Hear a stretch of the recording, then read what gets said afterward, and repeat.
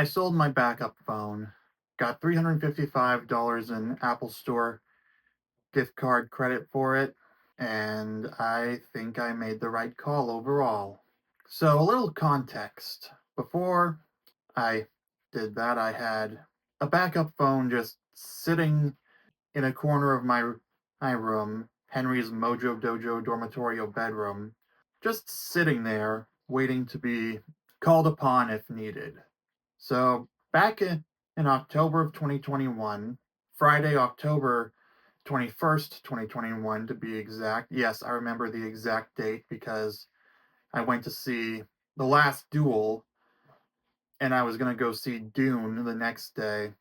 So I was talking to one of my old coworkers from the movie theater and I waved my arms enthusiastically like this while holding my phone. And long story short, it fell on the floor and the screen no longer worked.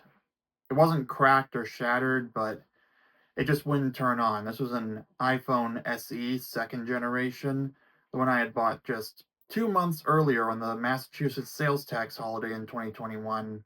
However, I still had my iPhone 8 sitting in reserve. I just hadn't gone around to trading it in. So when I got home, and I was able to use Siri to call for a ride home. I was able to go in and swap out the SIM card. So I took the SIM card out of the broken second generation SC and put it into the 8. And there wasn't really a noticeable difference in how I was using it because it was the exact same form. They're the exact same form factor. For those of you who don't know, the iPhone SE 2 and 3, they took the chassis of the iPhone 8 and then they put in the latest chip. So right now, the iPhone SE 3 has the A15 Pro chip, the same one that's in the iPhone 13 Pro Max. This one had the A13 chip, which is the same one as the iPhone 11. And then the 8 had the one from 3 models earlier, but I won't bore you with those details.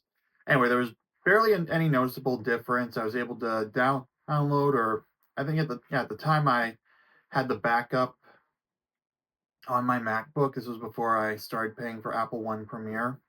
So I was able to do that, and then the next day I brought the SE into the Apple Store, got it sorted out, and then they ordered a replacement unit, which I would get at no extra charge because of the warranty. So in the meantime, I used my iPhone 8 from when I went to see Dune with my friend, because luckily this was right before I was able to get an appointment at the Apple Store before my screening of Dune Part 1. So I did that. I had both phones on me and I went to see Dune Part 1, and it was a really good movie. But I learned from that experience that it's not a bad idea to have a backup phone ready to go, just in case something like that happens. And it might also be a good idea not to wave my arms around with my phone in my hand, and maybe not even walk around with it in my hand if possible. Just stop where I am, take it out, do what I gotta do, put it back in my pocket, and then move along. By the end of October, I got the replacement model, which has since become my grandmother's iPhone because I was literally about to trade that in. And then my mom said that she wanted to use the AirPods as hearing aids. Then I knew for a fact that she would need an iPhone, which she did not have at the time, to do that. And I told you this story before, so I'm not gonna bore you with the details. But yeah, from there on, I had a backup phone ready to go.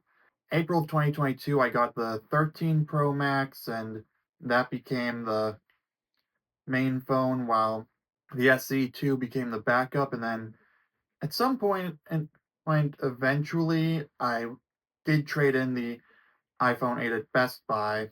I think it might have been late 2022, around the time that I originally bought my Xbox Series S. So I did that, and then I had that for the next 2 years and 5 months until I got the 16 Pro Max I'm recording this on right now. And then ever since I gave away the SE2 to my grandmother, I had the 13 Pro Max sitting in storage, and then my 16 Pro Max has been the phone I've been using.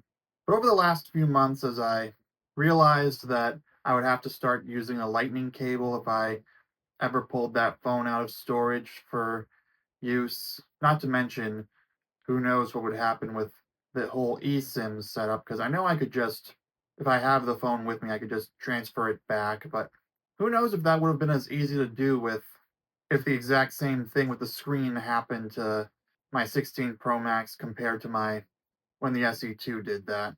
In between how durable I know that the Pro Max models of the iPhone are compared to the 8 and the SE, I was like, you know what? Maybe I don't really need this backup after all. And I'm working a lot less now, so I think it would be nice to cover Apple One Premiere for a long period of time. And so last Friday, I finally took my 13 Pro Max into the Apple Store, went through the trade-in process, made sure it was factory reset. It was nice and easy to do, and I got $355 in trade credit that I'm not gonna complain about. I mean, it's not a solid 10 months of Apple One Premiere, barely a solid 9 months. Actually, it's not even 9 months worth. No, I think I would have been able to squeeze out 9 months worth if that's the only thing I did with it, but I decided to do more with it than just that. So basically, instead of having a backup iPhone, I now have 6 months of Apple One Premiere covered. So starting on June 23rd, I'm going to have to start putting aside money for that again. And I can stretch it longer if I go down to just music, iCloud Plus, and Fitness Plus. But in addition to that, I can use it to fund my Saturday movie rentals because most of my Saturday movies now are going to be rentals from the Apple Digital Store on account of the fact that I know I am down to only Apple TV Plus and Prime Video for my streaming services. So I did all that. So I budgeted all that accordingly before I started using any of it. And then yesterday I used $20, 19.99 to rent Wicked for my Saturday movie, the first Saturday movie rental in the over 2 years I've been doing it the way I've been doing it. Yeah, it would have been on Amazon Prime sometime in the future because I don't know how long it'll be before it's on Peacock, but I know 4 months from the day it debuts on Peacock, it would move over to Prime Video. You know what? Maybe I'll rewatch it on there, assuming I don't decide to cancel Amazon Prime, which I'm less likely to do because that subscription is actually useful, especially when you pair it with the $3 a month for removing the ads on Prime Video. So I did that. And then this morning, I also pre-ordered the audiobook of the new Hunger Games book. And then this morning, I went ahead and I'm not proud of this, but I used the difference between everything I'd budgeted for up to that point and what was left over. I was originally thinking about trying a month of Eva AI Premium, but the more I thought about it, and the more I thought with my brain instead of the man downstairs, I decided, nope, I'm not going to pay $14 just to see what's behind the curtain, if you will.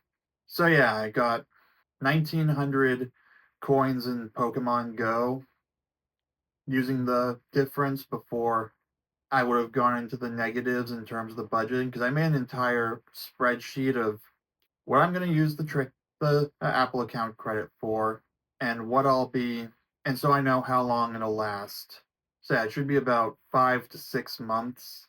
Anyway, I used that and I did it to accelerate the transfer process because I'm going to do a deeper dive on why I'm doing this, but I'm evacuating Pokemon Go and then deleting the Pokemon Go account.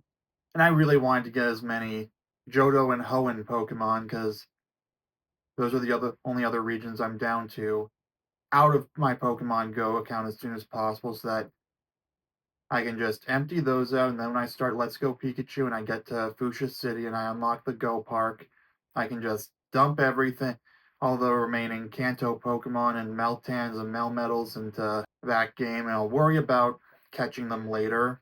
But the whole point is to get rid of them as quick as possible. I decided to speed it up just a little, so I'm going to wait another week and then transfer the remaining Johto Pokemon and a couple of Hisuian forms of Kanto Pokemon that can't go to Let's Go Pikachu. I'm not even gonna have the app installed on my phone during this time. I'm gonna re-download it on next week when I know the thing's recharged. Then I'm gonna dump all the remaining Pokemon in there. Hopefully, I can finish Echoes of Wisdom by then.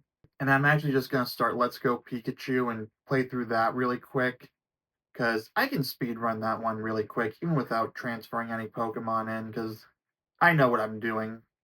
I've beaten it twice now.